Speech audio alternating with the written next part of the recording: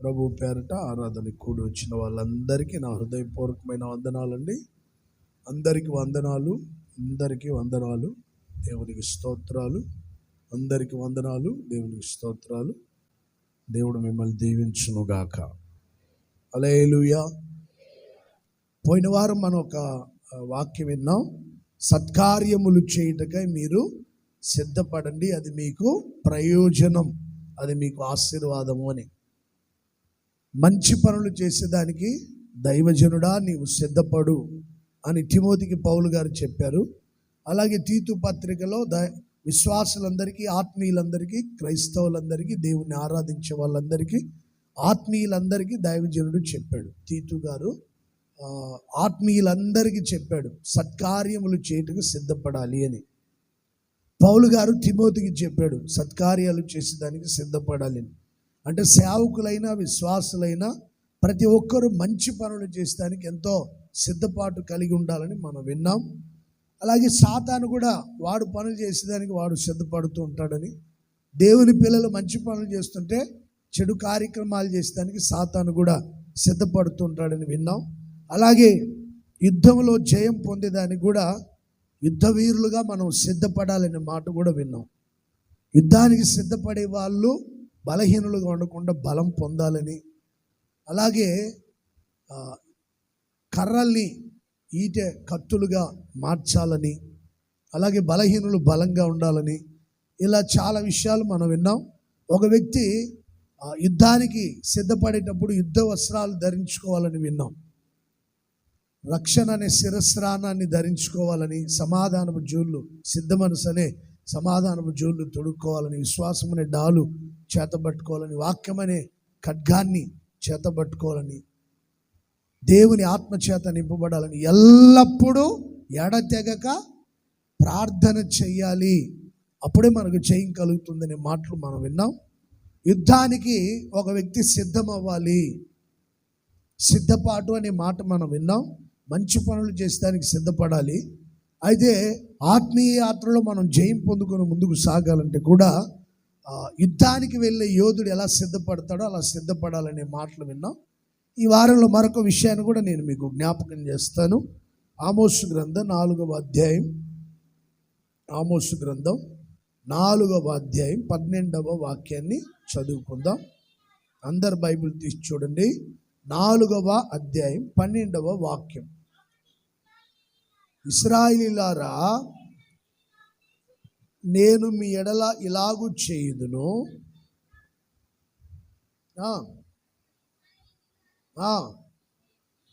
మీరు మీ దేవుని సన్నిధిలో కనబడుటకై సిద్ధపడండి. ఇశ్రాయేలీయులారా, మీ ఎడల నేను ఇలాగు చేయుదును గనుక మీరందరూ దేవుని సన్నిధిలో కనబడుటకై సిద్ధపడండి అని. చూడండి, మంచి పనులు చేసేదానికి సిద్ధపాటు ఎంత అవసరమో, యుద్ధానికి వెళ్ళేటప్పుడు యుద్ధాయుధాలు ధరించుకొని సిద్ధపడి జయం పొందుటకు యుద్ధానికి వెళ్ళేదానికి ఎంత సిద్ధపాటు అవసరమో, ఇప్పుడు దేవుని సన్నిధిలో కనబడుటకై కూడా సిద్ధపడాలి. Praise the Lord. హల్లెలూయా. దేవుని సన్నిధికి అనాలోచనగా వెళ్ళకూడదట. దేవుని సన్నిధికి అశ్రద్ధగా వెళ్ళకూడదు, అనాలోచనగా వెళ్ళకూడదు. అందుకని బైబిల్లో రాయబడిన మాట ఏంటంటే, నీవు దేవుని సన్నిధికి వెళ్ళేటప్పుడు నీ ప్రవర్తనను జాగ్రత్తగా చూసుకోవాలి. దేవుని సన్నిధికి వెళ్ళేటప్పుడు నువ్వు ఎలా వెళ్తున్నావు? సిద్ధపడి వెళ్తున్నావా, లేదా అనాలోచనగా వెళ్తున్నావా?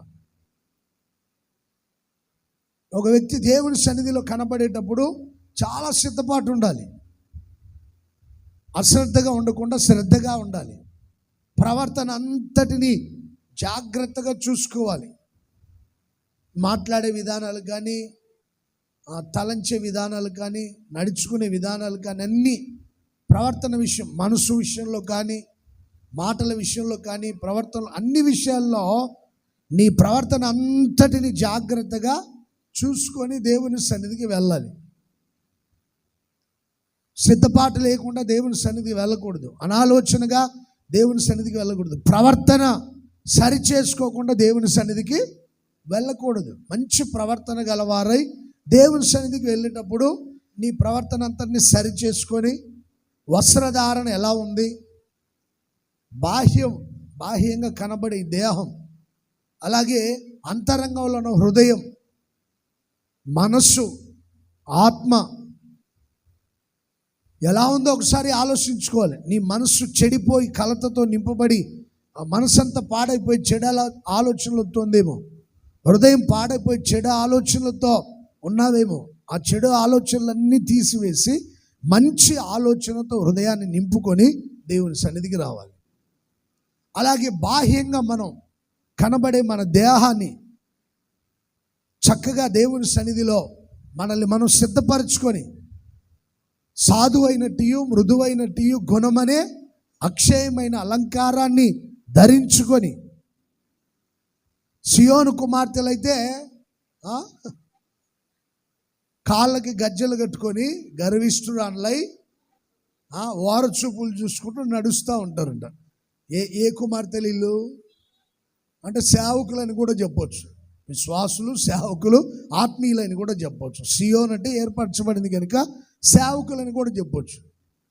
ఏర్పరచబడిన వాళ్ళంటే లోకంలో నుంచి వేరే బాప్తిసం పొంది ఆత్మీయులుగా కొనసాగించబడుతున్న విశ్వాసులని చెప్పవచ్చు, సేవకులని చెప్పవచ్చు. స్త్రీల గురించే చెప్పట్లేదు, పురుషులని కూడా చెప్పొచ్చు అన్నమాట. అయితే ఇక్కడ ప్రత్యేకంగా సియోను కుమార్తెలు గర్విష్ఠురాన్లై ఎలా నడుస్తున్నారట? యెషయా గ్రంథం 3వ అధ్యాయం 16వ వాక్యం. సియోను కుమార్తెలు గర్విష్ఠురాన్లై మెడచాచి నడుచుచు వారచూపులు చూచుచు, ఎలాగంట? ఇలా రాకూడదని దేవుని సన్నిధికి అర్థం. ఎలా నడుస్తున్నారు? కులుకుతూ నడుస్తూ తమ కాళ్ళ గజ్జలను మ్రోగించుచు,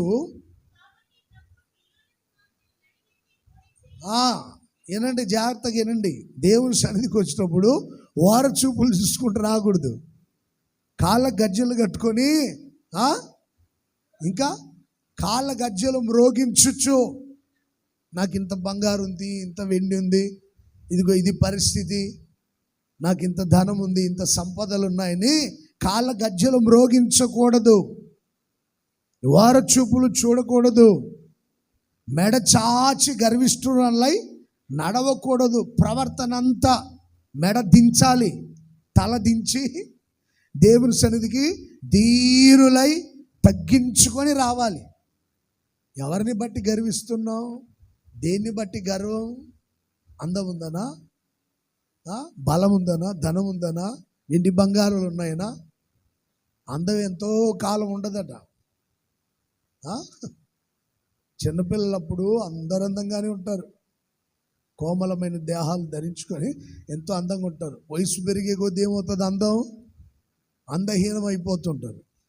యేసన్న గారు ఒకసారి చెప్పారు, పంది పిల్లలు కూడా చిన్నప్పుడు అందంగానే ఉంటాయంట. కొంచెం పెద్ద అయిన తర్వాత కొంచెం బురదలోకి వెళ్తుంటాయి, కానీ చిన్నప్పుడు అవి కూడా బాగానే ఉంటాయంట. ఏది శాశ్వత కాలం ఉండదు. డబ్బు కానీ, వెండి బంగారాలు కానీ, ఐశ్వర్యం కానీ, అందం కానీ ఏది శాశ్వతంగా ఉండదు. ఈ మధ్యకాలం ఒక తండ్రి తన ఆస్తి పిల్లలకు పంచాడంట. ఇంచుమించుగా 800 కోట్ల. ఈ మధ్య ఫోన్లో కూడా వచ్చింది. పిల్లలందరికీ పంచేసాడంట ఆస్తి. ఈ పిల్లలు తీసుకెళ్ళి అనాథ ఆశ్రయంలో చేర్చారు తండ్రిని. ఆయన చనిపోతే ఒక్కడు రాల చూసేదానికి ఒక్కడు రాల. కోట్ల రూపాయల ఆస్తి పిల్లలకు పంచాడు. వాళ్ళని పెంచి పెద్ద చేశాడు. వాళ్ళందరూ సెటిల్డ్ అయిపోయారు, వెల్ సెటిల్డ్ అనమాట. వీళ్ళందరూ తీసుకెళ్ళి అనాథాశ్రయంలో చేర్చారు. ఆయన చనిపోతే ఎవడు రాలేదు చూసేదానికి. ఆయన డబ్బు శాశ్వత కళ ఆయనతో ఉంటుందా? డబ్బు కానీ, అందం కానీ, ఐశ్వర్యం కానీ, సంపదలు కానీ ఏది శాశ్వత కాలం ఉండదు. ఏది మన వెంట రాదు. అందుకని నువ్వు దేవుని సన్నిధికి వెళ్ళేటప్పుడు ఎలా సిద్ధపడాలంటే, దీన మనస్సు కలిగి దేవుని సన్నిధికి రావాలి. మెడచాచి గర్వంతో నడవకూడదు. కొంతమందికి డబ్బు ఉందని గర్వం, కొంతమందికి తెలివితేటలు ఉన్నాయని గర్వం, కొంతమందికి సీనియారిటీ ఉందని గర్వం అన్నట్టు. నేను పాత విశ్వాసిని, నేను చెప్పినట్టే చేయాలి, నేను చాలా సీనియర్ సేవకుని, నేను చెప్పినట్టే జరగాలని ఒక భ్రమలో ఉండిపోతారు. అదొక దురాత్మ అన్నమాట. అదొక దురాత్మ, భ్రమలో పెట్టేది ఒక దురాత్మ. ఎప్పుడు ఇగో వాళ్ళని వెంటాడుతూ ఉంటుంది అనమాట. అదొక దురాత్మ. యేసుప్రభు శిష్యుల్లో ఒకడు ఎప్పుడు ఆయన పక్కనే కూర్చోలే, ఆయన ప్రక్కనే ఉండాలి. నేను ఫలానా, నేను ఆయనతో ఉండాలి, మీరు కాదురా అన్నట్టుగా మాట్లాడుతుంటాడు. అదొక భ్రమలో ఉంటారు కొంతమంది. డబ్బు ఉందని గర్వం, అందం ఉందని గర్వం, సంపదలు ఉన్నాయని గర్వం. కొంతమందికి సీనియారిటీ ఉందని గర్వం. సిన్సియారిటీ ఉండదు వాళ్ళకి, సీనియారిటీ మాత్రం ఉంటుంది కానీ యథార్థత ఉండదు. అందుకని మెడ చాపి నడుస్తూ ఉంటారట. చూపు కూడా డైరెక్ట్గా చూడరు, వారు చూపులు చూస్తుంటారు, దొంగ చూపులు అనమాట. ఒక కన్ను ఇక్కడ ఉంటుంది, ఇంకో కన్ను అక్కడ ఉంటుంది అనమాట. రెండు కాళ్ళు కరెక్ట్గా చూడవు, వారు చూపులు చూసుకుంటూ నడుస్తారు. కాళ్ళ గజ్జలు మ్రోగిస్తూ ఉంటారు. నేను ఫలానా అని సంఘంలో గజ్జలు మోగిస్తూ ఉంటారు అనమాట. నేను డబ్బు గలవాణ్ణి, నేను ఫలానా కులస్తుని, నేను ఫలానా మతస్తుని, నేను ఫలానా అని గజ్జలు మోగిస్తా తిరుగుతూ ఉంటారనమాట. నేను సీనియరు, నీవు జూనియరు, నేనే చెప్పింది చేయాలి ఇక్కడ అని మోగిస్తుంటారు గజ్జలు. ఏం చేస్తాడంట దేవుడు? తల నడినెత్తిని. ఇంకా నేను అన్నీ చెప్పలేను. ఇక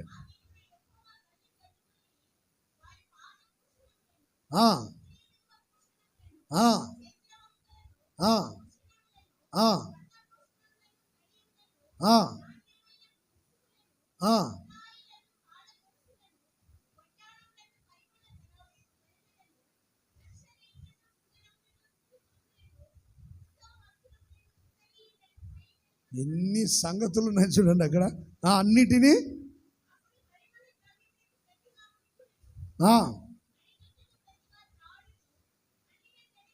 నడికట్టుకు బదులుగా తాడుని, పరిమళ వాసనకి సాదృశ్యంగా కంపు కొట్టే జీవితాన్ని, తాడును, ఇంకా ఇవన్నీ వస్తాయట. మరి జాగ్రత్త కొంచెం. అందుకని మందిరానికి వెళ్ళేటప్పుడు ప్రవర్తన ఏం చేసుకోవాలి మనం? మెడజాచి నడుస్తున్నావు ప్రభా, నీ సన్నిధిలో నువ్వే గొప్పవాడు, నేను చాలా నీకంటే గొప్పతనం నాలో లేదు ప్రభా, నేను నీ సన్నిధికి వెళ్తున్నాను, నన్ను ఒక పెద్ద ఆమె ఉంది, నడుము నొప్పి అయ్యా అని చెప్పింది. మరి కుర్చీలో కూర్చోవచ్చు కదమ్మంటే, అయ్యా దేవుని సన్నిధిలో ఎట్లాగయ్యా, వెనక్కి కూర్చోమ్మ పర్వాలేదులే అని చెప్పాను. నేను వెనక్కి కూర్చోమ్మ, నీకు నడుము నొప్పి అయితే నాకు కొంచెం సిగ్గుగా ఉందయ్యా, బాధగా ఉందయ్యా, భయంగా ఉందయ్యా, అమ్మో ఏసై ఎదురుగా నేను అట్లా కూర్చోవడం ఏందని అన్నది ఆమె, పెద్ద ఆవిడ. నడుము నొప్పితో ఉందంటే, పర్లేదులేమ్మా వెనక అందరు కుర్చీలు ఉంటాయి, కూర్చో, ఇబ్బంది లేదని చెప్పి నేను 4-5 సార్లు చెప్పిన తర్వాత అప్పుడు కూర్చుంది. ఆయన గిల్టీగానే ఫీల్ అవుతూ ఉంటుంది ఆమె. అంటే అంత భయం అనమాట, ఈ దేవుని సన్నిధి కదా అని ఒక భయం, గిల్టీగా ఫీల్ అవ్వడం. అమ్మో ఏదో ప్రభుని నేను అవమానపరుస్తున్నానేమో అన్నట్టుగా ఫీల్ అవుతూ ఉంటుంది ఆ తల్లి. నేను ప్రభుని అవమానపరుస్తున్నానేమో అన్నంత ఫీల్ అవుతుంది. ఎంతో తగ్గింపు అనమాట. అంటే మెడ చాపకుండా ఏం చేయాలంటే తగ్గించుకోండి దేవుని సన్నిధిలో. ప్రభా, నీకంటే ఘనుడు ఈ భూమి మీద ఇంకొకడు లేడు ప్రభా. నీవు సృజించిన మీ పిల్లలం, నువ్వు మహారాజువి అని మెడ చాపకుండా తగ్గించుకొని నడవాలన్నమాట. దేవుని సన్నిధికి వచ్చినప్పుడు ప్రవర్తన చూసుకోవాలంటే మనం ఎలా నడుస్తున్నాం, మన చూపు ఎలా ఉంది? వారు చూపులు చూస్తున్నావా, డైరెక్ట్గా మంచి నేత్రములు గలవారై చూస్తున్నారా? ఒకసారి పరిశీలించుకోవాలన్నమాట. వారు చూపులతో చూస్తుంటారు కొంతమంది, వాళ్ళ జీవితాలు కూడా అలాగే ఉంటాయి. యథార్థత కలిగి, మంచి మనసు కలిగి దేవుని సన్నిధిలో నడవాలి. మోగించకూడదు, ఊరికే నీ సెల్ఫ్ డబ్బా మోగించకూడదు. ఇక్కడ దేవుని ఎదుట అసలు అది పనికే రాదు. మన నీతి దేవుని ఎదుట ఎలాంటిదంట, అది నువ్వు నీతిమంతుని అని విర్రవీగొద్దు. అది మురికి మలినంతో నింపబడినటువంటి ఒక మురికి క్లాత్ లాంటిది అనమాట, ఒక మురికి గుడ్డ పాడైపోయి ఉంటుందే. అలాంటిది మనం నీతిమంతులు అని విర్రవికే దానికి ఏమీ లేదు. అందుకని ఊరికి గజ్జలు మోగించొద్దు. సుగంధ పరిమళ ద్రవ్యాలతో అలంకరించుకొని నువ్వు నేను ఫలానా అన్నట్టుగా తిరగొద్దు. ఒక రోజున మురుగుడు వాసన అన్నమాట, కంపు కొడతా ఉంటుంది జీవితం. అందుకని ఇశ్రాయేలీయులారా, మీరు దేవుని సన్నిధికి వెళ్ళినప్పుడు మీరందరూ సిద్ధపడే వెళ్ళాలి, అనాలోచనగా వెళ్ళొద్దు. పరిశుభ్రత లేకుండా వెళ్ళొద్దు. పరిశుభ్రత అంటే దేహశుద్ధి, పరిశుద్ధత అంటే ఆత్మ శుద్ధి. పరిశుభ్రత అంటే దేహశుద్ధి, పరిశుద్ధత అంటే ఆత్మశుద్ధి. ఇవి రెండు జాగ్రత్తగా చూసుకొని దేవుని సన్నిధికి వెళ్ళాలి. ఎందుకంటే దేవుని సన్నిధిలో ఆయన ఉంటాడు. బైబిల్లో ఒక మాట ఉంది, ఇది నా గద్దే స్థలము అని. ఏ స్థలం అంటే ఇది? దేవుడు కూర్చున్న చోటంట. చాలామంది అంటుంటారు, ఇది నా అడ్డ, ఎవడైనా వస్తే మర్యాద ఉండదు అంటుంటారు. మీకు అచ్చ తెలుగులో చెప్తున్నాను, అర్థమయ్యేటట్టు. ఇది నా ఏరియా, ఇక్కడ తమాషాలు పడ్డావో కాలు చేతులు ఇరుస్తా అంటుంటారు అనమాట. ఏమనుకుంటున్నావురా నువ్వు? నా ఏరియాకి వచ్చి నాతో మాట్లాడుతూ ధైర్యంగా నిలబడి దించుతాలా అంటుంటారు అనమాట కొంతమంది. ఇక్కడ కూడా ఈ గద్దె స్థలం ఎవరిది? రారాజైన యేసయ్యది. ఇది ఇక్కడ వచ్చి తమాషాలు పడ్డం, సరదాలు పడ్డం, ఓరచూపులు చూసుకుంటూ గర్వంతో నడిస్తే కుదరదు. ఇక్కడ ఇది ఎవరి గద్దె స్థలం ఇది? అందుకని యేసయ్య ఇక్కడ ఉంటాడనే రావాలా. వచ్చి నిద్రపోవడం, వ్యవహారాలు చెప్పుకోవడం. కొంతమంది దేవుని సన్నిధికి వస్తుంటారు, రాత్రులు వస్తుంటారు. నాకు దడబుడుతుంటుంది. రాత్రి 10 గంటలప్పుడు వస్తారు. ఏంటంటే నిద్ర చేసిపోవాలి. అమ్మ, నిద్ర చేస్తాను కాదు ఇది ప్రార్థన చేసుకునే ప్రార్థన మందిరం. ఇక పోరు అటు ఇటు పోకుండా అక్కడ కూర్చొని ఉంటారు. రాత్రి 10-11 అవుతుంటుంది. మళ్ళీ నేను వచ్చి కిందకు వచ్చి పంచాయతీ చేసేదాకా పోరు అనమాట. అమ్మ, మీరు ఎక్కడ, ఏంటి, ఎవరు మాకు తెలియదు కదా. మీరు ఎవరికి సంబంధించిన వాళ్ళు ఇక్కడ అలా ఉంచకూడదు. కొంచెం ఇబ్బంది పడతారంటే, అయ్యా ఇది ఒక్క రాత్రి అయ్యా, పర్లేదయ్యా, మాకు వాళ్ళు తెలుసయ్యా, వీళ్ళు తెలుసయ్యా అని చెప్తుంటారు. ఇది నిద్రపోయేదానికి. మాకు పలానోళ్ళు తెలుసయ్యా, వాళ్ళు వీళ్ళు తెలుసయ్యని ఇక వెళ్లకుండా బ్రతిమలాడుతుంటారు. పిల్లల్ని తీసుకొని వచ్చి, చిన్న చిన్న పిల్లలు, వాళ్ళు చూస్తే ఒకసారి బాధ కలుగుతూ ఉంటుంది. సరే, ముందు ప్రార్థన చేసుకుపోండి, నిద్ర వచ్చేదాకా ప్రార్థన చేసుకుపోండి అని ఇక ఎవరైనా తెలిసిన ఉంటే చెప్తే అప్పుడు పంపిస్తూ ఉంటాం. ఈసారి అలా చేద్దామని నిద్ర చేసేదాన్ని కాదు, ప్రార్థనకు రండి, బాగుంటుంది. శనివారం వచ్చి ఆదివారం పరిచర్య చూసుకొని ఆరాధన చూసుకొని వెళ్ళండి, ఇబ్బంది ఏమి లేదు అని చెప్తుంటాను నేను. ఇక్కడ నిద్రపోవాలయ్యా, ఇక్కడ పెళ్లి సంబంధం చూసుకుని దానికి వచ్చామయ్యా, అప్పుల గురించి మాట్లాడుకుంటూ దానికి వచ్చామయ్యా అంటే ఇది ఆయన గద్దె స్థలం. ఎవడరా మీరు, ఫోన్రా బయటికి అంటాడు ముందు. దేవాలయంలో వ్యాపారం జరుగుతుంటే ఆయన ఊరుకున్నాడండి. ఇసిరిసిరేసాడు.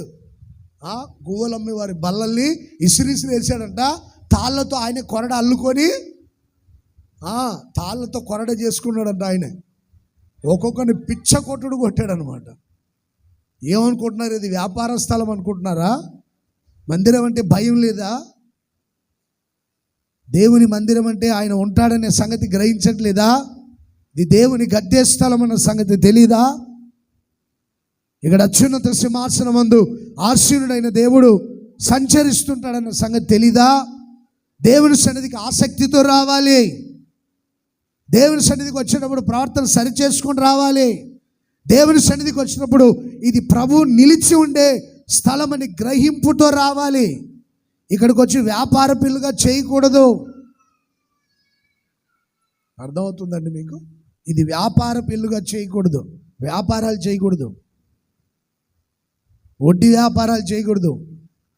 దేవుని సన్నిధికి వచ్చి దొంగతనం చేయకూడదు అనమాట. కొంతమంది దేవుని సన్నిధికి వెళ్ళి దొంగతనాలు చేస్తుంటారు. దేవుడి డబ్బు కూడా దొంగిలిస్తుంటారు అనమాట. దేవుడి డబ్బు కూడా దొంగిలించే వాళ్ళు ఉంటారు. అందుకని దేవుడు కోప్పడి తాళ్ళని కొరడాలుగా చేసుకొని ఒక్కొక్కరిని మామూలుగా కొట్టలేదండి. ఆ తర్వాత బల్లలన్నీ ఏం చేశాడంట?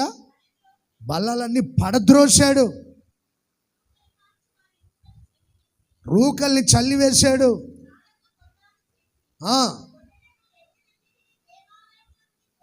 అది అన్నిటినీ తోలేశాడు ముందు దేవాలయంలో నుండి. ఎడ్లను, గొర్రెలను, మేకల్ని, పావురాలు అమ్మేవాడిని అందరినీ తరిమేశాడు. ఇది నా మందిరం, ఇది సమస్త జనులకు ప్రార్థనా మందిరం. ఈ మందిరానికి వచ్చినప్పుడు మీరు జాగ్రత్తగా ఉండాలి. ఇక్కడ వ్యాపారం చేయొద్దు, దొంగల గుహగా మార్చొద్దు. అసలు మందిరం అంటేనే కొంతమంది గ్రహింపు ఉండదు. దేవుడు నిలిచి ఉన్న స్థలం, ఇది దేవుడు సంచరించే స్థలం అనే గ్రహింపే ఉండదు కొంతమందికి. చాలా జాగ్రత్తగా ఉండాలి. మందిరాన్ని శుభ్రం చేసి మందిరంలో ప్రార్థన చేసుకొని పరిచయం చేసుకుంటూ ఆశీర్వదించబడాలి. వచ్చి పట్టి పట్టినట్టుగా ఆ మందిరం ఏమైతే నాకేంట్లే అన్నట్టుగా ఉండకూడదు. కనీసం మందిరంలో చీపులు తీసుకొని కూడా ఓడని వాళ్ళు ఉంటారు అన్నమాట కొంతమంది. ఈ దేవుని మందిరం కదా శుభ్రంగా ఉంచాలనే ఆ గ్రహింపు కూడా ఉండదు. పెడితే మాత్రం కంచాలు తిని నిద్రపోయే వాళ్ళు అనమాట కొంతమంది. ఇది మందిరమా లేకపోతే ఏంటని గ్రహింపే ఉండదు. ఇది నా గద్దే స్థలం, ఇది సమస్త జనులకు ప్రార్థనా మందిరం. కనుక ఈ ప్రార్థనా మందిరానికి వచ్చినప్పుడు ప్రవర్తన అంతటిని సరిచేసుకొని జాగ్రత్త పడి సిద్ధపాటు కలిగి రావాలి. పరిశుభ్రత ఉండాలి, గట్టిగా చెప్పాలి. రెండవదిగా మొదటిగా పరిశుభ్రత, రెండవదిగా అంటే దేహశుద్ధి, ఆత్మశుద్ధి రెండు ఉండాలి.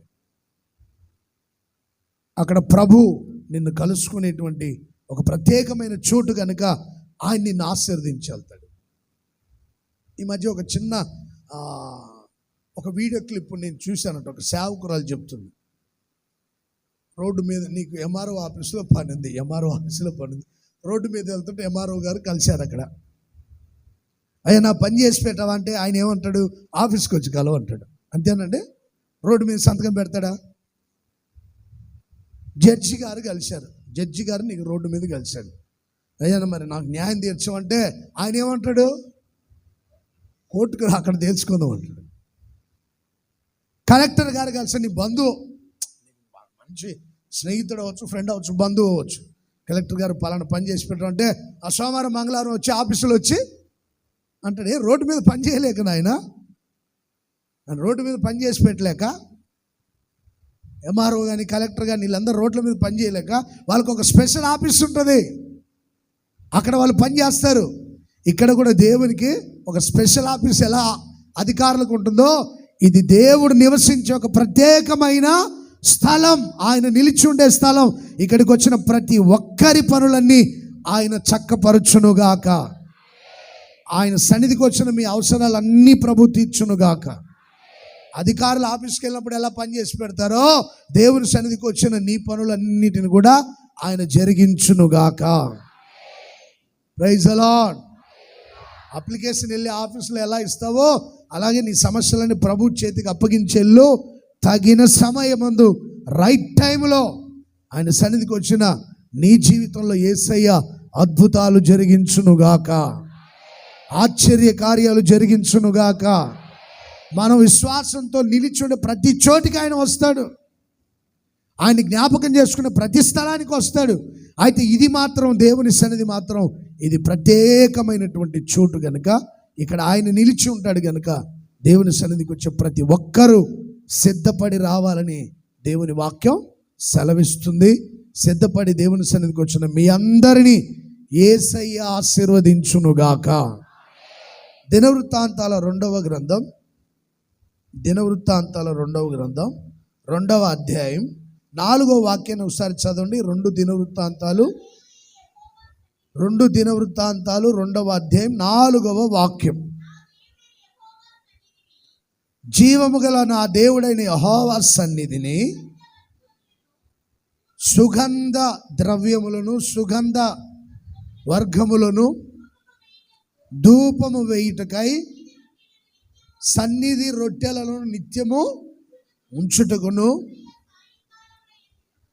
ఉదయ సాయంకాలముల యందును విశ్రాంతి దినముల యందును అమావాస్య దినమందును మా దేవుడైన యెహోవాకు ఏర్పాటైన ఉత్సవ దినమందును నిత్యము అర్పింపవలసిన దహన బలులను అర్పించుటకు ఒక మందిరాన్ని మేము సిద్ధపరచాలి. చాలు, జాగ్రత్తగానండి. దేవుని మందిరానికి వెళ్ళేటప్పుడంట మొదటగా దేవుని సన్నిధికి వెళ్ళేటప్పుడు సుగంధ ద్రవ్యములు, సుగంధ వర్గములు అంటే నానా విధములైన సుగంధ ద్రవ్యాలు, సుగంధ ద్రవ్యములు అంటే పరిమళ వాసననిచ్చేటువంటి తైలములు. సుగంధ వర్గములు అంటే నానా విధములు, గంధపు చెక్క, కుంకుమ పువ్వుకు సంబంధించినవి, కుంకుమ పొడి, అలాగే పసుపు, అలాగే ఇంకా చాలా ఉన్నాయి. కొన్ని స్పైసీగా ఉంటాయి, కొన్ని సాఫ్ట్గా ఉంటాయి అన్నమాట. సుగంధ వర్గములు అంటే నానా విధములైనవి. అవి తైలములు కావచ్చు, ఘన పదార్థాలు కావచ్చు, ద్రవ పదార్థాలు కావచ్చు. అందుకని సుగంధ వర్గములు అనే మాట ఉందన్నమాట. నానా విధములైనవి. లవంగ పట్ట అని ఉంటుంది కదండి, లవంగ చెక్క, కుంకుమ, గంధపు, పసుపు, ఇవన్నీ కూడా సుగంధ వర్గములు అన్నమాట. సుగంధ ద్రవ్యములు వేరు, సుగంధ వర్గములు వేరు. అవి తైలాలు, సువాసననిస్తుంటాయి. కొన్ని వీటిలో స్పైసీగా ఉంటాయి, కొన్ని సాఫ్ట్గా ఉంటాయి అన్నమాట. నిమ్మగడ్డి, ఇంకా సుగంధ ద్రవ్యాల్లో నిమ్మగడ్డి, లవంగ పట్ట, జటామాంసి, ఇవన్నీ దేవుని సన్నిధికి మేము వెళ్ళేటప్పుడు సిద్ధపరచుకొని వెళ్తాం. దేవుని సన్నిధికి వెళ్ళేటప్పుడు సుగంధ ద్రవ్యములు, సుగంధ వర్గములని సిద్ధపరచుకొని తీసుకొని వెళ్తాం, ఊరికనే వెళ్ళాం. చూడండి, ఇవి సువాసనకి సాదృశ్యం అన్నమాట.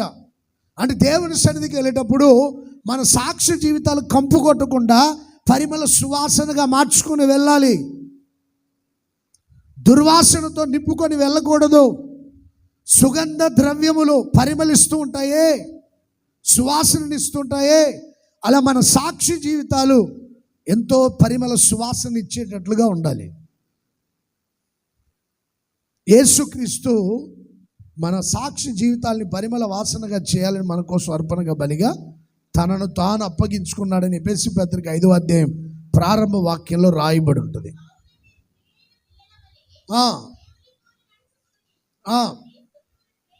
యేసయ్య మనల్ని ప్రేమించి పరిమళ వాసనగా మనం ఉండుటకు మన కోసం తనను తానే అర్పణగా బలిగా, అంటే మన సాక్షి జీవితాలు దుర్గంధంతో కాకుండా పరిమళ వాసనగా ఉండాలని యేసయ్య మన కోసం సిలువలో అప్పగించుకున్నాడు.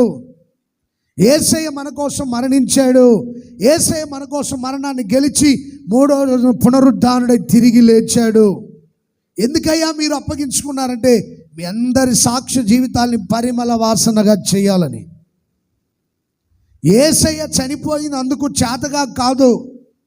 తెలివిలేని మూర్ఖులు, మందమతులు అంటూ ఉంటారు, సిలువలో 3 మేకులు బిక్కోలేని వాడు ఆయన దేవుడు అయ్యాడా అని అంటారు. మందమతులు అన్నమాట. తలలో మెదడు ఉండదు, వాళ్ళకి బురద ఉంటుంది. 3 మేకులు బిక్కోలేనోడు దేవుడు ఎలా అవుతాడు అంటాడు.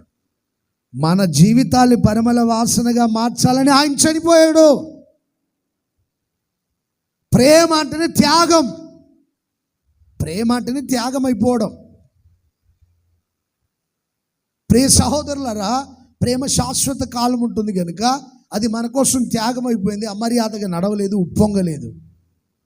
స్వప్రయోజనాన్ని ఆలోచించనిదే శ్రేష్టమైన ప్రేమ. స్వప్రయోజనాల్ని ఆలోచించకుండా ఉండేదే శ్రేష్టమైన ప్రేమ. ఏది ఆశించినటువంటిదే ప్రేమ. అమర్యాదగా నడవనిదే ప్రేమ. ప్రతిదానికి ఉప్పొంగేది కాదు ప్రేమ. త్వరగా కోపపడేది కాదు ప్రేమ. అపకారాల్ని మనసులో పెట్టుకొని తిరిగేది కాదు ప్రేమ. సత్య విషయమే సత్యమందు సంతోషపడేదే ప్రేమ. అన్నిటిని తాలుకొని, అన్నిటినీ నమ్ముతుంది, అన్నిటిని భరిస్తుంది, అదే ప్రేమ. త్యాగమైపోయేదే ప్రేమ. స్వలాభాన్ని ఆలోచించినదే ప్రేమ. నేనేమైనావని, ఎదుటి వాళ్ళు బాగుండాలి, సంఘం బాగుండాలి, అందరూ బాగుండాలి, తోటి వాళ్ళు బాగుండాలి అని ఆలోచించేది ప్రేమ. యేసయ్య ప్రేమ సర్వ మానవాళి కోసం త్యాగమైపోయింది. అమర్యాదగా యేసయ్య నడిచినట్టుగా ప్రపంచ చరిత్రలో ఎక్కడ లేదు.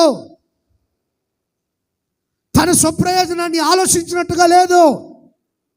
33 సంవత్సరాల వయసులో ఉన్నప్పుడు యేసయ్య తన యవన రక్తాన్ని ధారపోసి సర్వ మానవాళి దుర్గంధాన్ని తొలగించి పరిమళ వాసనగా మార్చిన ప్రేమ యేసు ప్రేమ. గట్టిగా చప్పట్లు కొడుతూ మన జీవితాల్ని సుగంధ ద్రవ్యాలు, పరిమళ తైలములు ఎంత సువాసన ఇస్తాయో అంతగా మనం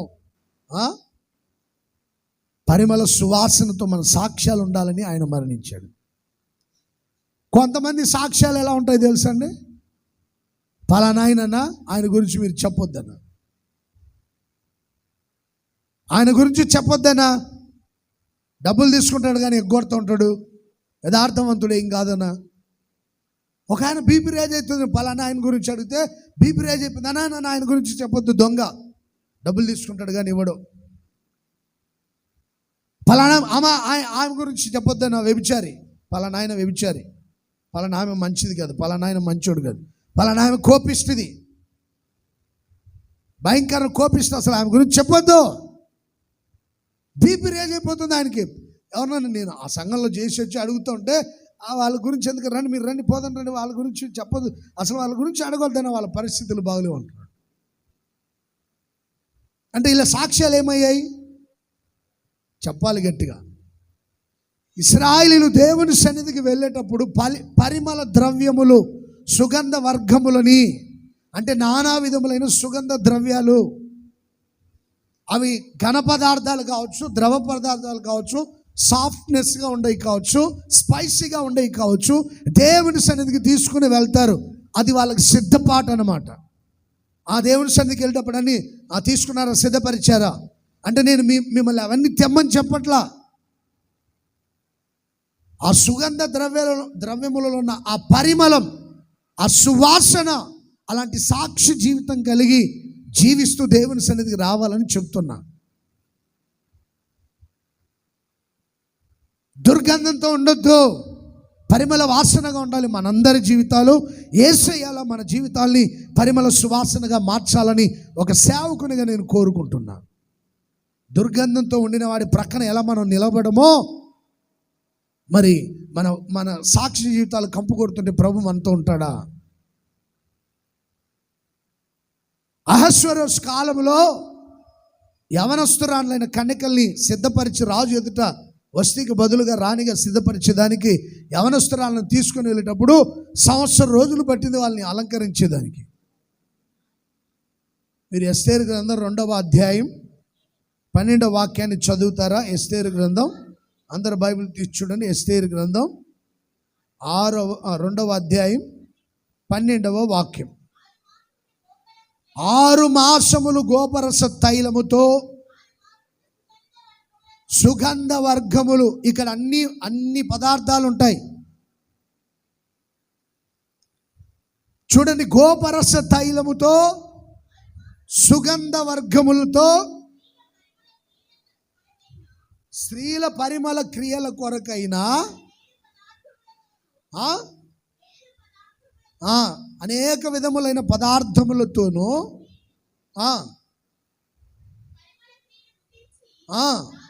రాజు ఎద్దుకు తీసుకొని వెళ్తారంట. భూ సంబంధమైన రాజు ఎద్దుకు తీసుకెళ్లేదానికి ఇంత సిద్ధపాటు ఉంటే అర్థమవుతుందా మీకు? ఒక రాజు ఎదుటికి ఒక కన్యకను తీసుకుని వెళ్ళేటప్పుడు, పెళ్లి కుమార్తెగా తీసుకుని వెళ్ళేటప్పుడు లేకపోతే రాణిగా నియమించబడేదాన్ని తీసుకుని వెళ్ళేటప్పుడు 12 నెలలు, సంవత్సరం రోజుల పాటు అటు ఇటు తిప్పకుండా ఏం చేశాడండి? ఆమెను సిద్ధపరుస్తూ ఉన్నారు. 6 నెలలు గోపరస తైలములతో 6 నెలలు శుద్ధి చేశారు. సుగంధ వర్గములతో శుద్ధి చేశారు. శుద్ధీకరణ అన్నమాట. పరిమళ క్రియలతో పరిమళ ద్రవ్యములను తీసుకొని శుద్ధి చేసి సిద్ధపరిచి రాజు ఎదుట నిలబెట్టారు. అప్పటికి కొంతమంది అలంకారం సరిగా లేకపోతే రాజుగారికి దయ పుట్టలేదు, కనికరమే పుట్టలేదు. వాళ్ళ వైపు దండం చాపకుండా పంపించేయమన్నాడు ముందు అర్జెంటుగా.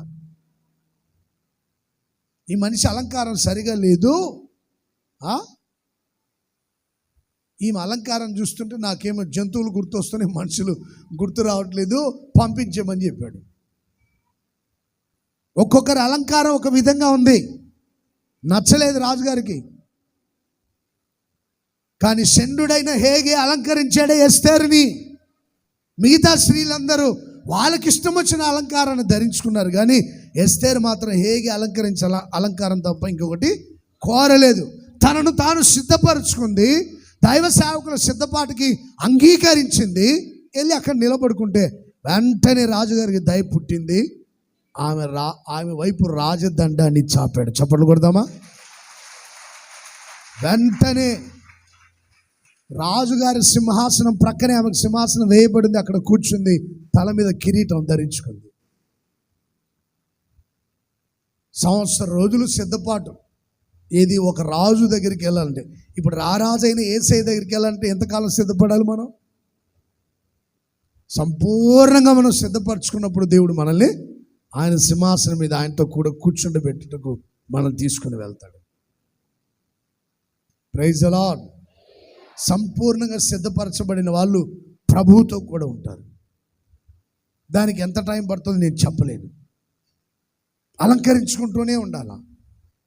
నేను చాలాసార్లు చెప్పాను, పాలు వేడి చేసి తోడేస్తారు పాలలో, వెంటనే పెరుగైపోయిద్దండి. ఎన్ని గంటలు పడుతుంది? కాలాన్ని బట్టి 4 గంటలు 5 గంటలు అలా పడుతుంది. మనలో ఉన్న పరిశుద్ధత, అది సంపూర్ణంగా పరిశుద్ధపరచబడాలన్నా టైం పడుతుంది. ఏది ఏమైనా సరే ఒక రోజున ఆయన ఎదుట మనం నిలిచి ఉండేదానికి సిద్ధపడాలి. పరిమళ తైలములతో, సుగంధ ద్రవ్యములతో మనల్ని మనం సిద్ధపరచుకోవాలి. దేవుని ఎదుటికి వచ్చేదానికి సిద్ధపడాలి. మన సాక్ష్య జీవితం ఎలా ఉంది అని సిద్ధపడి దేవుని సన్నిధికి రావాలని దేవుని వాక్యం సెలవిస్తుంది. అందుకని దేవుని సన్నిధికి వెళ్ళినప్పుడు యాజకులు ఆ సుగంధ వర్గములను తీసుకొని సిద్ధపరచుకొని దేవుని సన్నిధికి వెళ్తారు. రెండోదిగా ఇంకేం తీసుకెళ్తారంట వాళ్ళు? సన్నిధి రొట్టెలని, ఆహారాన్ని తీసుకొని వెళ్తారు మందిరానికి. వాళ్ళు ఊరికే నెలరు సిద్ధపడి వెళ్తారు. Praise the lord, praise the lord. ఏం తీసుకెళ్తారంట దేవుని మందిరానికి వెళ్ళేటప్పుడు? ఆహారాన్ని, సన్నిధి రొట్టెలని నిత్యము మందిరంలో ఉండేటట్లుగా ఆహారం తీసుకొని వెళ్తారు.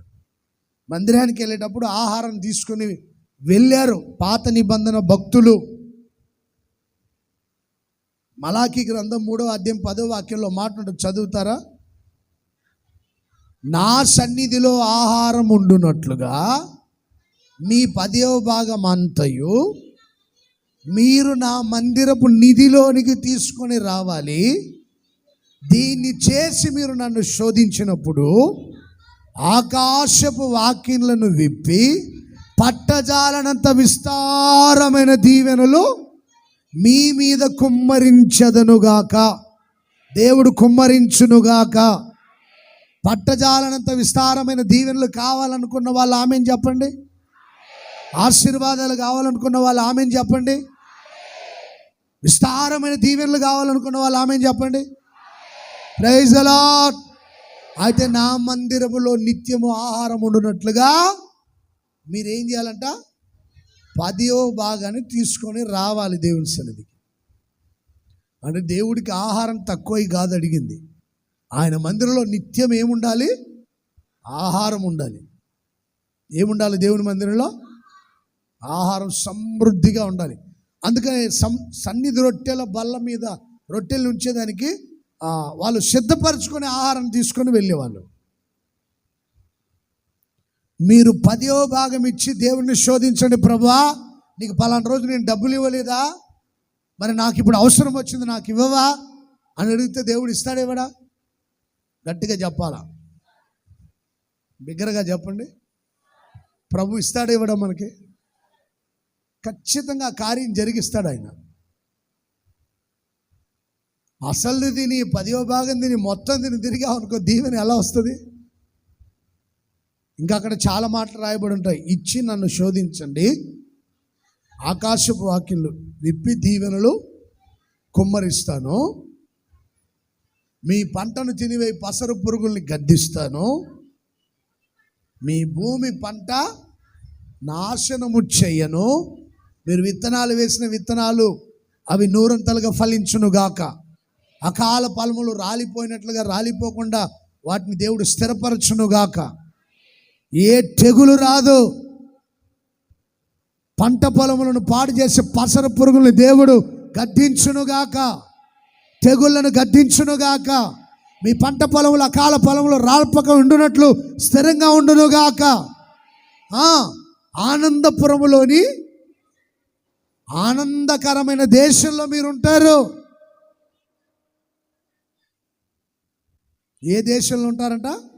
మీరున్న చోటి ఆనందం, మీరున్న ఇల్లే ఆనందం, సంతోషం. ప్రజలందరూ మీరు ధన్యులని చెప్పబోతున్నారు. మీ చుట్టుపక్కల వాళ్ళు మిమ్మల్ని గురించి మీరు ధన్యులని చెప్పుదురుగాక, మీ గ్రామ ప్రజలు ధన్యులని చెప్పుదురుగాక, యేసుక్రీస్తుని నమ్మిన మీరు ధన్యులని అనేక మంది అన్ని జనులు చెప్పుదురుగాక. అలా నా దేవుడు నిన్ను నన్ను మనలందరినీ ఆశీర్వదించునుగాక. దేవుని మందిరంలో ఆహారం ఉండునట్లుగా 10వ భాగాన్ని దేవుని సన్నిధికి తీసుకొని రావాలి. 10వ భాగం విడిచిపెట్టద్దు, అశ్రద్ధ చేయొద్దు. అబ్రహాం రొట్టె ద్రాక్షరసంలో పాలు పొందిన వెంటనే 10వ భాగాన్ని యాజకునికి ఇచ్చాడు. అందుకని అబ్రహాం ఆశీర్వదించబడ్డాడు. యాజకులకు ఇవ్వాల్సిన వాటిని, పొలాల్ని, ధాన్యాన్ని యోసేపు దాచుకోలేదు. అందుకని యోసేపు ఆశీర్వదించబడ్డాడు. యాజకుల పొలాలు ముట్టలేదు, యాజకులకు ఇవ్వాల్సిన ధాన్యాన్ని ముట్టలేదు. రాజు యొక్క ధనాగారంలో నుండి, ధాన్యగారంలో నుండి శ్రేష్టమైన వాటిని యాజకులకు ఇచ్చాడు యోసేపు. అందుకని యోసేపు ఆశీర్వదించబడ్డాడు. అనేకుల్ని పోషించేటువంటి గొప్ప వ్యక్తిగా దీవించబడ్డాడు. కనీసం నీ ఇంట్లో వాళ్ళకి నీవు ఆహారం పెట్టుకోవట్లేదంటే నువ్వెంత దరిద్రతలో, పేదరికంలో ఉన్నావు ఒకసారి ఆలోచించుకో. కుటుంబస్తుల కడుపు నింపుకోలేని నీవు ఎలా ఆశీర్వదించబడతావు? ఆశీర్వదించబడ్డావని గుర్తేంటి? కుటుంబాలను పిల్లల ఆకలి తీర్చలేని నీవు ఎలా దీవించబడి ఉన్నావని అర్థం దానికి. కనీసం నీవు తినకుండా, తినే వాళ్ళకు పెట్టకుండా నన్ను ఆశీర్వదించంటే ఎలా? 10వ భాగాన్ని దేవుని సన్నిధికి తీసుకురాకుంటే ఎలా? నా మందిరం నిధులు ఆహారం సమృద్ధిగా ఉండాలి కదా, ఆహారం తీసుకొని రండి. అదొక సిద్ధపాటు. ఎప్పుడు వట్టి చేతులతో దేవుని సన్నిధికి వెళ్ళొద్దు, సిద్ధపడి వెళ్ళాలి. ఒకటి సాక్షి జీవితం సువాసనగా ఉండాలి, రెండోదిగా ఆహారం ఉండేటట్లుగా దేవుని మందిరానికి 10వ భాగాన్ని తీసుకొని వెళ్ళాలి.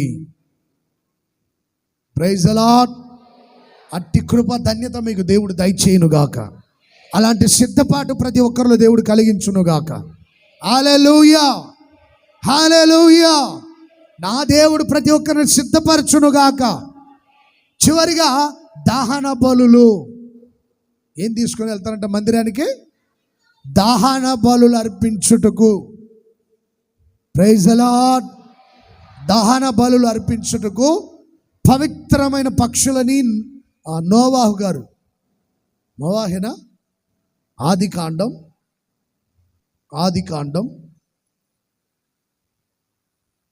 8వ అధ్యాయం మొదటి వాక్యాన్ని చదవండి. ఆదికాండం 8వ అధ్యాయం మొదటి వాక్యం, 20వ వాక్యం కూడా చదవండి.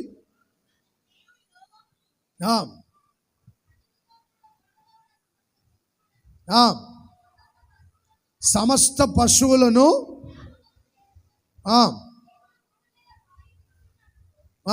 20వ వాక్యం చదవండి ఒకసారి. బలిపీఠము కట్టి పవిత్ర పశువులన్నింటిలోను పక్షులన్నింటిలోను పవిత్రమైన పక్షులన్నిటిలోను పవిత్రమైన పశువులు పవిత్రమైన పక్షుల్ని తీసుకొని ఆ బలిపీఠం మీద దహన బలి అర్పించాడు. ఆజ్ఞానించి, నేను మరలా శపించను, చెడిపోయాయి,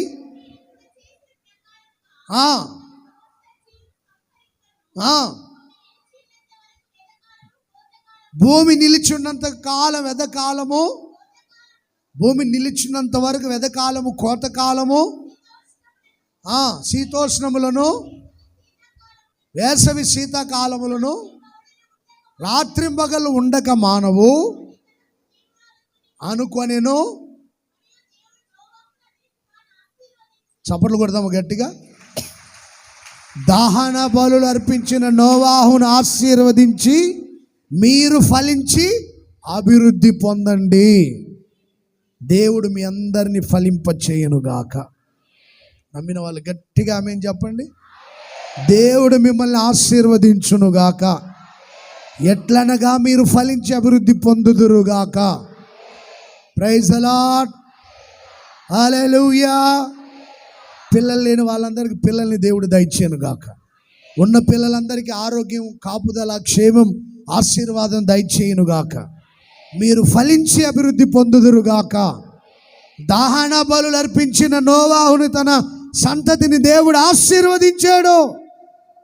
దహన బలి అర్పించిన నోవాహును బట్టి భూమిని శపించలేదు. చూడండి, దేవుని సన్నిధికి అర్పణ తీసుకొని వెళ్ళాలి, దహన బలిని అర్పించాలి. ఇదొక సిద్ధపాటు. బలులు అర్పిస్తున్నారా? పవిత్రమైన వాటిని దేవుని సన్నిధిలో అర్పించాలి. ఇది ఆత్మీయ అర్థం ఏంటంటే, మనం నిత్యము పరిశుద్ధత కలిగి బ్రతికే ఒక ప్రత్యేకత అన్నమాట. దేవుని యొద్ద క్షమాపణ వేడుకునేదానికి, దేవుని యొద్ద ఆశీర్వాదం పొందేదానికి ఇది సాదృశ్యం.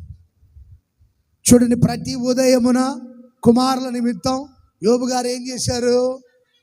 దహన బలులు అర్పించారంట ప్రతిరోజు ఉదయం. పిల్లలు పార్టీకి అరే మీరు ముగ్గురు ఇట్లండ్రా, మీరు ముగ్గురు ఇట్లండి, మీరు ముగ్గురు రండిరా. చాలా బాగా వింటున్నారు వాక్యం.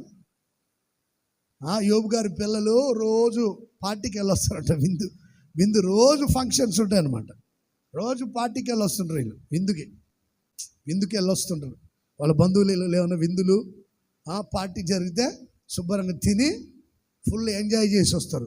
వాళ్ళ నాన్నగారు ఏం చేస్తాడో తెలుసు, అమ్మో నిన్న పార్టీకి వెళ్ళి వచ్చారు, అక్కడ ఏమైనా దేవుని దూషించరేమో అని, అక్కడ తప్పుగా మాట్లాడారేమో, ఏమైనా ఎంజాయ్ చేస్తూ దేవుని మర్చిపోయారేమో అని వారిని పిలువనంపించి పవిత్రపరిచి ఉదయాన్నే లేచి ఒక్కొక్కని నిమిత్తమై దహన బలులు అర్పించాడు యోబు గారు. చప్పట్లు కొడదామా గట్టిగా.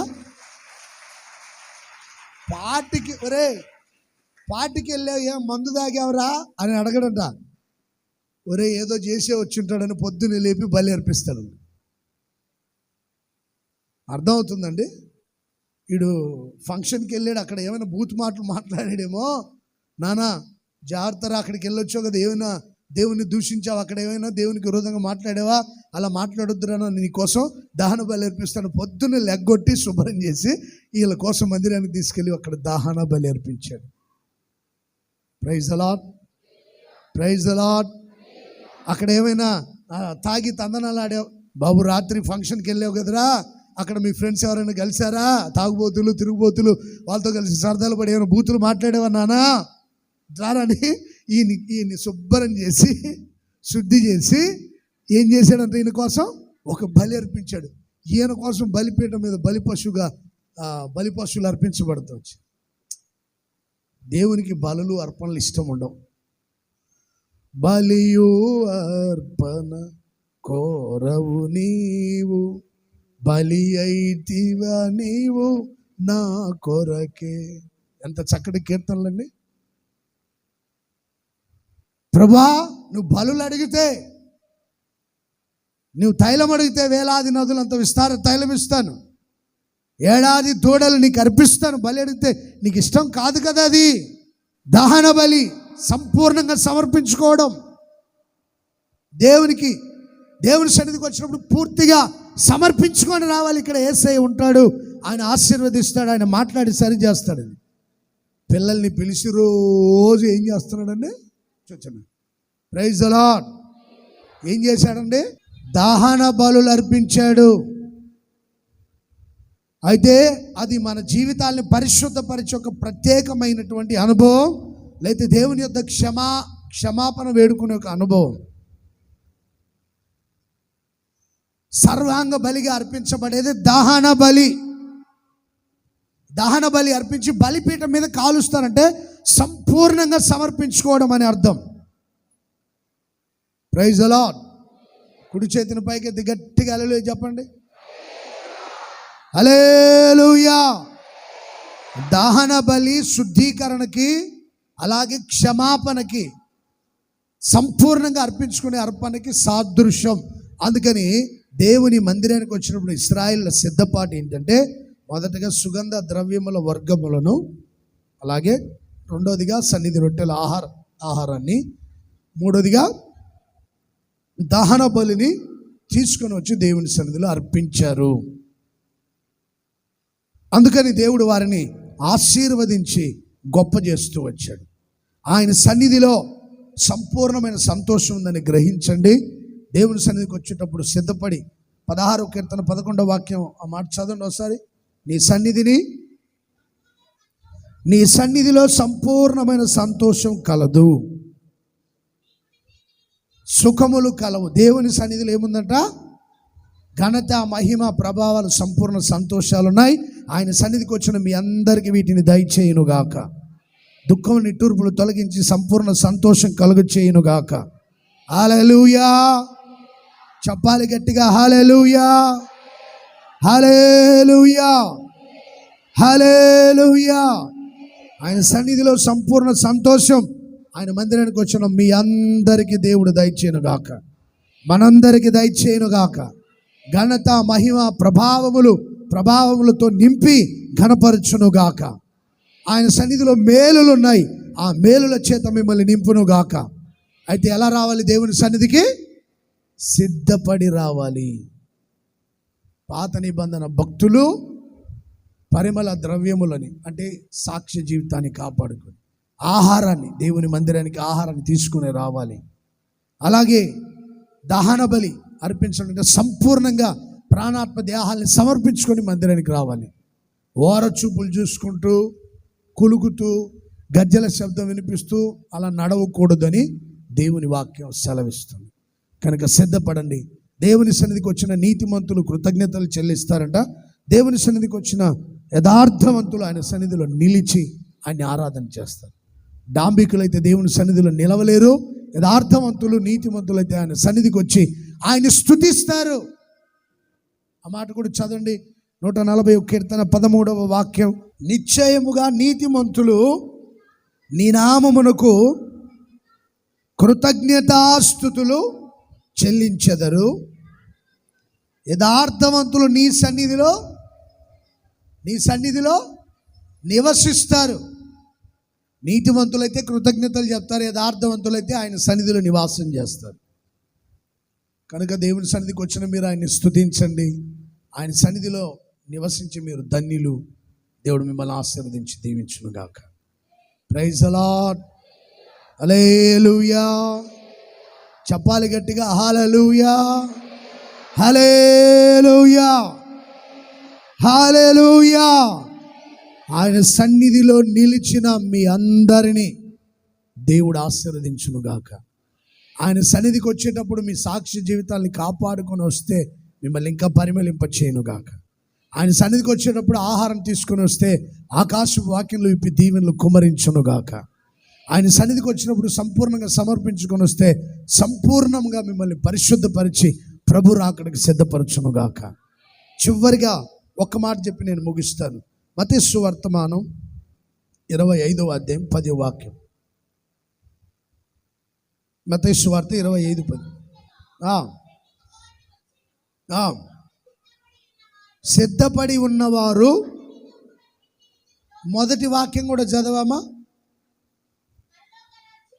పరలోక రాజ్యము తమ దివిటీలు పట్టుకొని పెళ్లి కుమారుని ఎదుర్కొనుటకు బయలుదేరిన 10 మంది కన్యకల్ని పోలి ఉన్నది. 5 మంది బుద్ధి గల వాళ్ళు, 5 మంది బుద్ధి లేని వాళ్ళు. నూనె లేకుండా వచ్చారు, బుద్ధి గల వాళ్ళు నూనె తీసుకొని వచ్చారు. ఏనాడు జాగ్రత్తగా. 3వ సిద్ధపాటు దేనికంటే పెళ్లి కుమారుడైన యేసయ్యని ఎదుర్కొనేదానికి. చప్పట్లు కొడదాము గట్టిగా. ఒకరోజు మన యేసయ్య అలంకరించబడిన రాజు వల్లే, పెళ్లి కుమారుని వల్లే వస్తాడు. మనం ఆయన్ని ఎదుర్కోవాలి,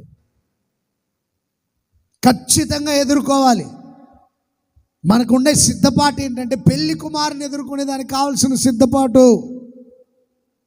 యుద్ధానికి వెళ్ళేటప్పుడు యుద్ధాయుధాలను ధరించుకొని జయం పొందుకునే దానికి సిద్ధపాటు. మందిరానికి వచ్చి మందిరంలో సంపూర్ణంగా ఆశీర్వదించబడి పరిపూర్ణపరచబడేదానికి సిద్ధపాటు. 3వదిగా పెళ్లి కుమారుని ఎదుర్కొనుటకు కావలసిన సిద్ధపాటు. 10 మంది కన్యకలు వచ్చారంట. పరలోక రాజ్యం పెళ్లి కుమారుని ఎదుర్కొనుటకు 10 మంది కన్యకలను పోలి ఉందంట. పరలోక రాజ్యం దివిటీల్ని పట్టుకొని పెళ్లి కుమారుని ఎదుర్కొనుటకు వచ్చిన బయలుదేరిన 10 మంది కన్యకల్ని పోలి ఉంది పరలోక రాజ్యం. అయితే దాంట్లో 5 మంది బుద్ధి లేని వాళ్ళు, 5 మంది బుద్ధి గల వాళ్ళు. 5 మంది ఎవరంట? బుద్ధి లేని వాళ్ళు, 5 మంది బుద్ధి గలవారు. బుద్ధి లేని వాళ్ళంతా నూనె తీసుకొని పోలా, దివిటీలు మాత్రం ఉన్నాయి. అర్థమవుతుందా? బుద్ధి లేని వాళ్ళ దగ్గర కూడా దివిటీలు ఉన్నాయి. వాళ్ళ దగ్గర దివిటీలు ఉన్నాయి, బుద్ధి లేని వాళ్ళ దగ్గర కూడా ఉన్నాయి, బుద్ధి వాళ్ళ దగ్గర ఉన్నాయి. వీళ్ళ దగ్గర నూనె లేదు, వాళ్ళ దగ్గర నూనె ఉంది. నూనె లేని వాళ్ళు నూనె ఉన్న వాళ్ళ దగ్గరికి వెళ్ళి అడిగారు నూనె ఇవ్వండి అని. వాళ్ళు ఇవ్వాల. కొనే వాళ్ళ దగ్గరికి వెళ్ళి, అమ్మే వాళ్ళ దగ్గరికి వెళ్ళి కొనుక్కోండి అని. మధ్యరాత్రి ఎవడన్నా కొట్లు తీస్తాడా? మీరు చెప్పండి. వాడికి తెల్లారాల బోని కొట్టాలంటే 10 అవ్వాలా. వాడి పూజలు పునస్కారాలు చాలా ఉంటాయి.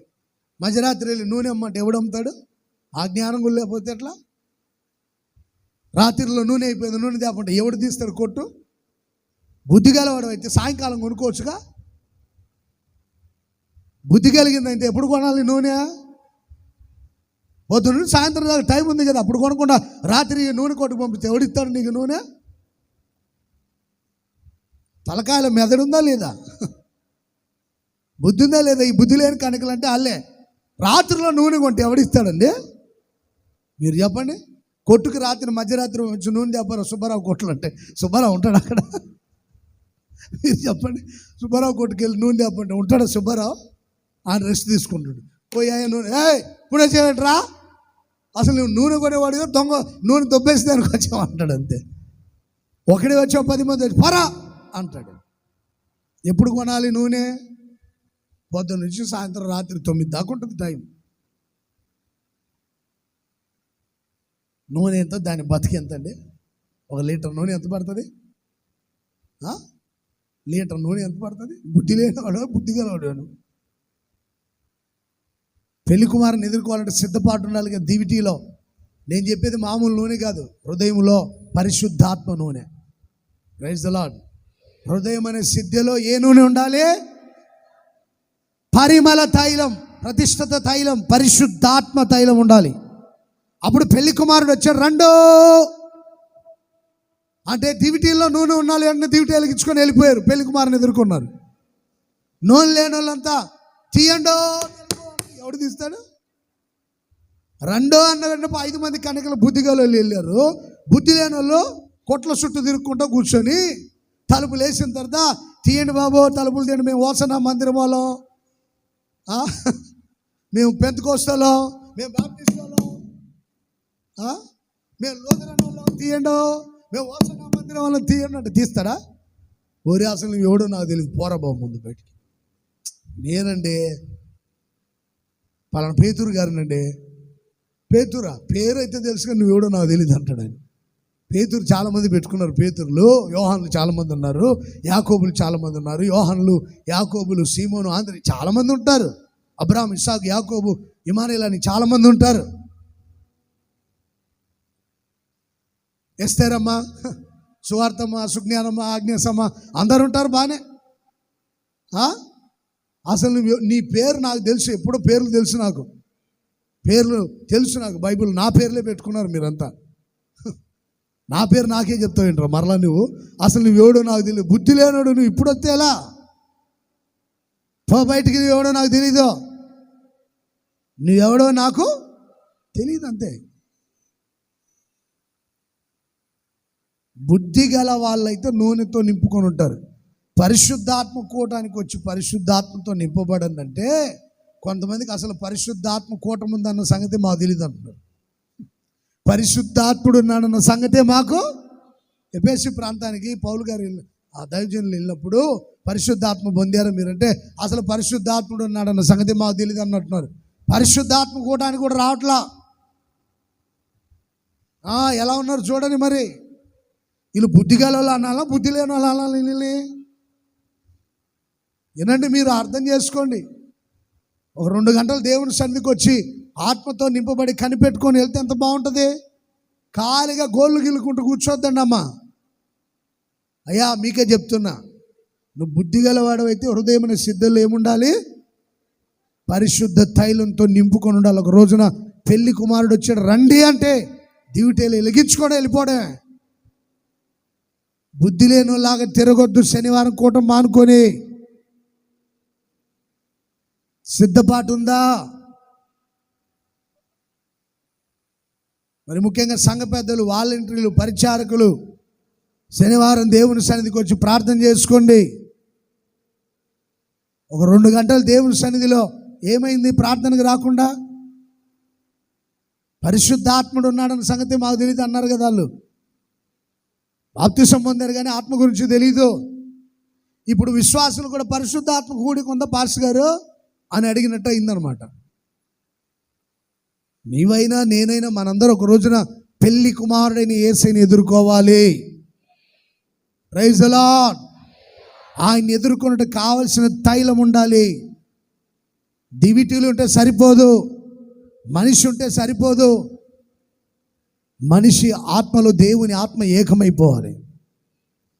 Praise the lord.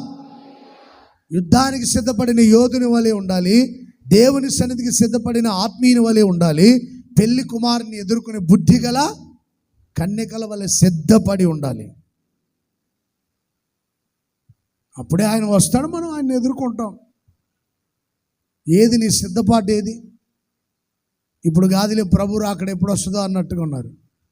2 చేతులు జోడించి చెప్తున్నా, దేవుని సన్నిధికి వచ్చి కనిపెట్టి ప్రార్థన చేసుకొని ఆత్మను నింపుకోండి ప్రతిరోజు. ఈరోజు దీపం వెలిగించావు, రాత్రి అంతా అది వెలుగుతూనే ఉంది. మరలా మరుసటి రోజు నీ దీపం వెలిగించాలంటే ఏం చేస్తావు? నూనె పోస్తావు, ఒత్తి కొంచెం నూసిపడితే ఏం చేస్తావు? కత్తిరి తీసుకొని ఏ రోజుకి ఆ రోజు నూతన పరచుకోవాలి. మన హృదయం అనే ఆత్మ దీపం వెలగాలంటే, నరుని ఆత్మ యెహోవా పెట్టినా ఈ దీపం వెలగాలంటే ఆత్మతో నింపబడుతూ పరిశుద్ధ తైలంతో నింపుకొని ముందుకు సాగాలి. వారంలో ఒక్కసారి దేవుని సన్నిధికి వచ్చి ఆత్మ కూడికలు వచ్చి కనిపెట్టుకొని ప్రార్థన చేసుకొని దేవుని ఆత్మతో నింపబడేదానికి ఏంటి ఒళ్ళు బరువు ఏంటి? నాకు తెలియక అడుగుతాను. ప్రతిరోజు ప్రార్థన చేసుకొని ప్రతిరోజు దేవుని ఆత్మని నింపుకోవాలి. మీకు అలా కుదరదని శనివారం పూట ఏసన్న గారు ఆత్మకూటాన్ని ఏర్పాటు చేశారు. వారానికి ఒక్కసారి వచ్చి కనిపెట్టి 7 గంటల నుంచి 9 గంటల ప్రార్థనలు వచ్చి కనిపెట్టి ప్రార్థన చేసుకొని ఎంత బాగుంటుంది. చాలామందికి బిజీ అయిపోయారు. చాలామంది ఎంత బిజీ ఉన్నా నీ ఆత్మ దీపం ఎప్పుడు ప్రజ్వరిల్లాలి. నరుని ఆత్మ యెహోవా పెట్టిన దీపం కనుక ఇది వెలుగుతూ ఉండాలి. నూనెతో నింపబడితేనే పెళ్లి కుమారుడైన యేసుని ఎదుర్కొంటాం. లేకపోతే పొరపాటున నీవు స్వరం వినపడుతుంది కానీ ఎక్కడెక్కడో తిరిగినవా బుద్ధి లేని కన్యకల్లా కడతారు. పెళ్లి కుమారుని ఎదుర్కోలేరు. దయచేసి మరొక్కసారి ఒక సేవకునిగా చెప్తున్నా, ప్రతి శనివారం నువ్వు దేవుని సన్నిధికి వచ్చి ఆత్మచేత నింపబడి దేవుని బలాన్ని పొందుకో. ప్రతిరోజు నీ ఖాళీగా ఉంటే ఉదయాన్నే దేవుని బలం పొందుకొని దేవుని శక్తితో నింపబడు. ఒకవేళ ప్రేయర్ బ్యాండ్ పరిచయం ఉంటే వచ్చి మొదట కొద్ది నిమిషాలు ప్రార్థన చేసుకొని స్తుతించి దేవుని ఆత్మతో నింపబడి వెళ్ళండి. దేవుని కృప పొందుకొని వెళ్ళండి. ప్రతిరోజు బుద్ధి గల కన్యకల్లాగా ఉన్నామా, బుద్ధి లేని కన్యకల్లాగా ఉన్నామా అని పరిశీలించుకోండి. ప్రియ సహోదరులారా, దేవుని ఆత్మతో నింపబడి పెళ్లి కుమారుని ఎదుర్కొంటూ నువ్వు సిద్ధపడాలని దేవుని వాక్యం సెలవిస్తుంది. ఎవరికి సిద్ధపాటు ఉంటుందో వారిని పెళ్లి విందుకు తీసుకుని వెళ్తారు. సిద్ధపాటు లేని వాళ్ళని వెలుపటి చీకట్లో పడేస్తారు. కనుక ప్రతి సత్కార్యానికి మీరు ఏం చేయాలి?